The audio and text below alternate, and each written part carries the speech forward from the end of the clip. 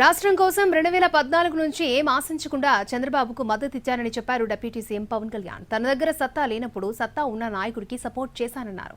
దీంతో ప్రజలకు మేలు జరిగిందని చెప్పారు పవన్ కళ్యాణ్.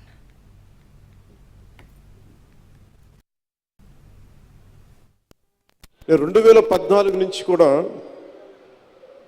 నేను ఎందుకు ఏమి ఆశించకుండా గౌరవ ముఖ్యమంత్రి శ్రీ నారా చంద్రబాబు నాయుడు గారికి మద్దతు ఇచ్చాను 2014 నుంచి. అంటే మన దగ్గర సత్తా లేనప్పుడు అది ప్రజలకి ఉపయోగపడే సత్తా కానీ బలం కానీ సమర్థత తెలివితేటలు ప్రతిభ ఒక నాయకుల దగ్గర ఉన్నప్పుడు అది ఓట్లు చీలకుండా అది ఇస్తే అది ప్రజలకి బలం అవుద్దని 2014 నుంచి నేను అదే పని చేశాను.